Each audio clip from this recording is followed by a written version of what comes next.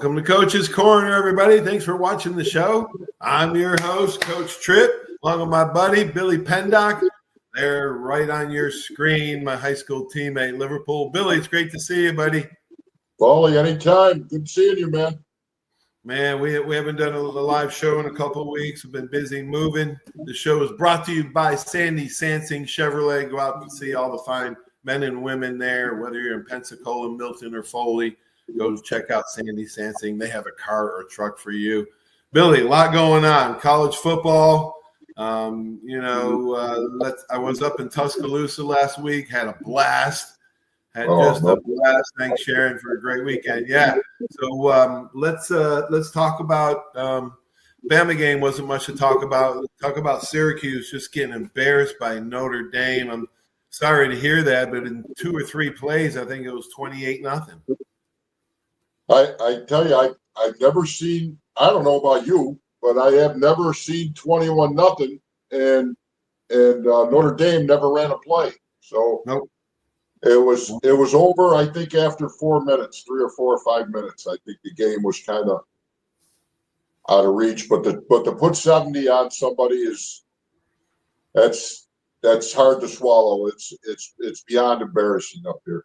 You know? Yeah, you can point to so many things, but defense has to be, and special teams has to be 1 and 2 right there. You can't. I mean, I know the offense didn't score much, but your defense has to stay in the game. Wow, it's the biggest loss since 1894.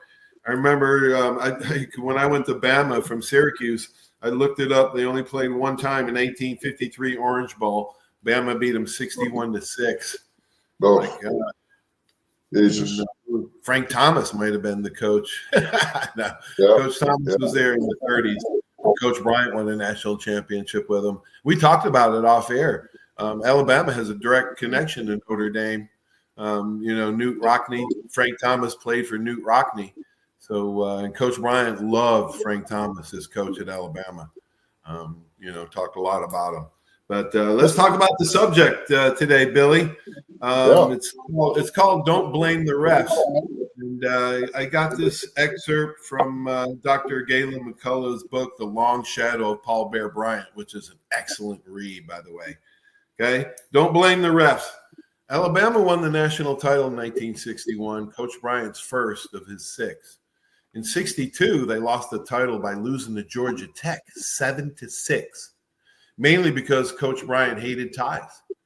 He actually blamed himself for the failed 2-point conversion. In 1962, another lone loss would cost Bama the title. However, this time, Coach Bryant used it as a life lesson. The following excerpt is from Dr. Galen McCullough's book, The Long Shadow of Paul Bear Bryant. In '64, because the polls were taken at the conclusion of the regular season, Bama had already won the national title. In those days, bowl games didn't figure into the championship.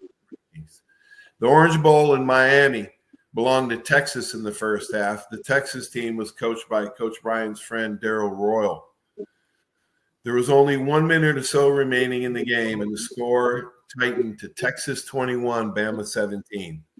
It was 4th down and time for only one more play. Dr. McCullough recalls what happened next. On the final play of my University of Alabama career, I snapped the ball to Joe Namath. The Alabama offensive line and the Texas defense clashed at that magic white line that awards one the thrill of victory and the other the agony of defeat. When the dust settled, I looked for my teammate, Joe Namath. He ran a quarterback sneak right behind my block.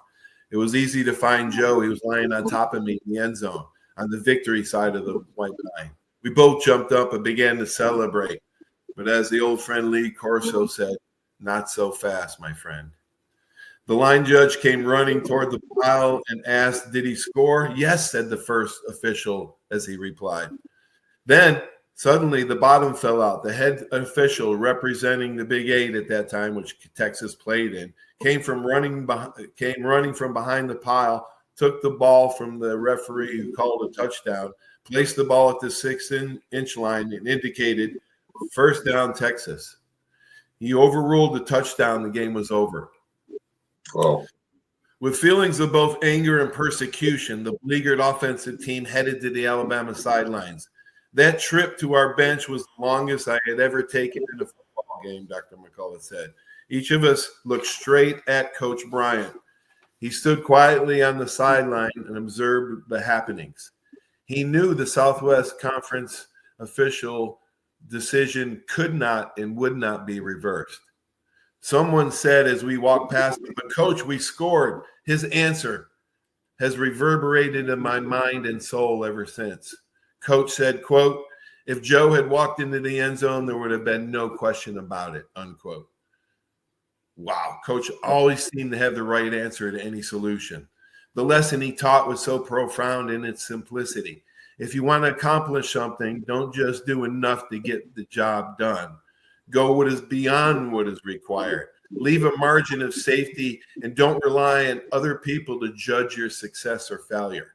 Like the game of football, life is not always fair, so it's up to each of us to get our part and job done beyond question. Wow.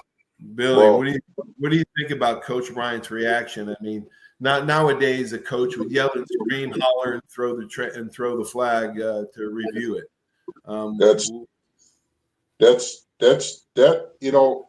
More guys should read that and should understand, especially coaches, because that's got a lot of power to it. You think about that, and it expands to life lessons again, like everything else we talk about here. I mean, you go above and beyond that, and it leaves no doubt. It leaves nobody can make a decision.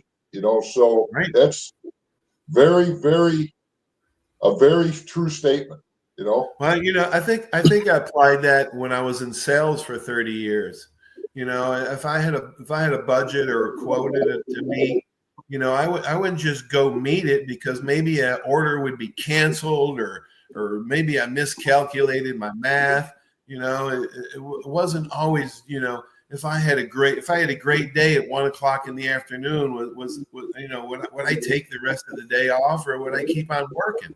That's the kind of discipline and life lessons that Coach Bryant taught, and it reverberated through all his players, who then ripple effect reverberated to their players, because the coaching tree is large and long. Just look at Nick Saban. Just look at Nick Saban's coaching tree. Look at all the great coaches now. Almost all of them are from the same tree. Getting back to the subject, when you look at these close plays, and even nowadays, they got instant replay and everything going on, and you look at those inches, and me, you, and another guy is sitting in the room, and the three of us will see it all different ways. So it's very, to make it undisputable is very important. You can't leave it to a fourth person judgment. Yeah, I like he said, leave a margin of safety and don't rely on other people. Don't rely on other people to judge your success or failure. And that goes back to not blaming the refs. Don't blame other people. Don't be pointing fingers, in another direction if you're having something to do with the result. That's just blame shifting, and it gets nowhere. Excuses are a dime a dozen. Nobody wants to hear excuses. What's the phrase with excuses? Your friends don't want to hear it, and your enemies won't believe you. That's what excuses are. I mean, it's funny because we've all been around the game, and you look at the progression of the game since we played, and nothing was replayed back then. We never, it was done in an instant. They talk about a bang bang play. That's the way everything was done back then. I mean, the naked eye can only see so much, but the angles they have now with what's going on is a lot more precise, but it also makes the game last a lot longer. Yeah, it does make it last longer. Yep, you're right. I'm glad that they do have instant replay. I'll give you a reason why. In 1983, I actually had Preston Gothard on the show recently. We were behind at Penn State. Penn State, we were both top 5 teams in 1983, both undefeated. We went up there, and they gave us a pretty good licking for a bit, right? 27-7 going into the fourth quarter, Billy. We go score, boom, 27-14, boom, we score again, 27-21. We stop them again, get the ball in their 3-4 yard line, throw a pass. Preston Gothard told the story on the show here. Everybody can archive it and go back to that show. He's funnier than hell who tells the story. So he caught it inbounds, and they didn't have instant replay at the time. And Van Tiffen literally never missed an extra point in his whole career. So we would have beat him 28-27 if we had instant replay. Right. And that it would have been a whole different season. So I do agree with instant replay. I want to get the calls right. I just wish they had the capability in the Collunes to go ahead and implement rules like the CFL has. 7 years ago, the CFL implemented pass interference as a reviewable play. Now, pass interference is one of the hardest calls on the football field to ever make. To leave it to one referee to make it in a split-second decision. Now, those guys are all over guys. You're not supposed to be grabbing, pulling, or pushing. Either all low. You can have your hands on them. You just can't grab them, pull them, or push them. Okay? And that's happening all over. They're getting it wrong. The penalty is way too severe. Way too severe. It's a spot foul. Yeah. I mean, you could throw a Hail Mary up from the 40-yard line, get a pass interference, and win the game at the 1 yard line. That's what a lot of these teams are doing. That's what they're doing. 15-yard penalty, automatic first down. I mean, come on, man. Just like going back to high school football. It's the same thing. Pass interference is 15 yards and set it down. Exactly. All right, Billy. Well, I got a busy day, man. I got another podcast. Michelle Snow coming up this weekend. So, well, you have a good Thanksgiving. All the listeners out there have a good Thanksgiving, and hopefully it's a safe one. Yeah, everybody watching football, man. Have fun. Be with family and friends. God bless you. And we have a lot to be grateful and thankful for. Every single one of us. I know I do. Shout out to Blaze Winter. Hopefully everything is fine. He's not able to make it with us today. Yeah, Blazer, we're thinking about you and praying for you, buddy. We love you. Everybody, have a good one, Billy. I love you, buddy. All right, man. Take care, buddy. So long. Everybody, thanks for watching Four Wheel Drive. Appreciate you tuning in on this Wednesday night. Everybody have a great sports week. Stay tuned for these great messages. Without these sponsors, this just wouldn't be possible. Be safe. So long. When it comes to buying your next car, truck, or SUV, you need a team that puts you first. Here at the Sandy Sansing dealerships, we're proud to serve Pensacola and the Gulf Coast with the best selection, trusted service, and deals that work for your family. Just like great coaches build great teams, Sandy Sansing builds lasting relationships with every customer who walks through our doors. Because when it comes to finding your next vehicle, there's only one name to remember. Sandy Sansing can. 75 years of service and high tech today. It's Pensacola Glass Company at 433-8348. High tech is a term often applied to advanced services and products in today's marketplace. And today, glass is much more than a simple pane of brittle, see-through stuff we hit baseballs through when we were kids. Glass is now a product with unique flexibility in both performance and application. And Pensacola Glass Company is growing right along. That's Pensacola Glass Company at 433-8348. Are you riding around in a filthy vehicle? Dirty car no more. Visit Ronnie's Car Wash today to get it shining in no time. They have 3 convenient locations with another coming soon. The unlimited monthly wash packages start as low as $14.95 per month with free vacuums, multi-purpose spray and towels. Visit them in Gulf Breeze, Navarre, Fort Walton, and soon Crestview. Don't wait, wash today. Be sure to see Ronnie's Car Wash on Facebook to see the latest specials and discounts. You'll be riding and shining in no time. That's you trying to fix the plumbing yourself to save a few bucks.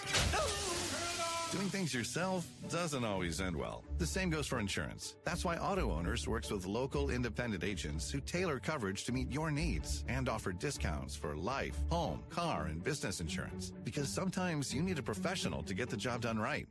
That's simple human sense. When it comes to buggies and golf carts, nobody does it like Buggy Works. Hi, I'm JP Wibbs.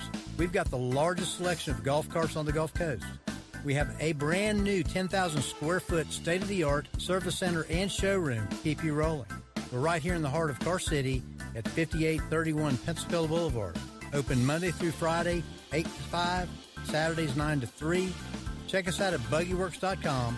Buggy Works. Come by and see why we're the #1 Denago dealer in the nation. My name is Steve Reynolds. I'm the manager and owner of Cordova Lanes, and we help keep your mind out of the gutter. Cordova Lanes is part of the community of Pensacola. Being here for 43 years, we've entertained more people than any other bowling center in the city. We sell fun for a living.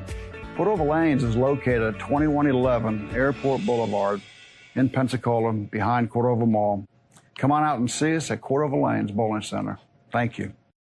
Over 30 years, you have seen the orange Beck signs all over the Gulf Coast listing a property for sale or lease. Beck Partners is your trusted advisor in commercial real estate, property management, commercial and personal insurance. Senior Vice President David Valletto has been with Beck Partners since 1989. Take advantage of his wealth of knowledge by calling him today at 982-7352, 982-7352. Extensive experience in all aspects of leasing, sales, management, and site selection will make sure your expectations are exceeded.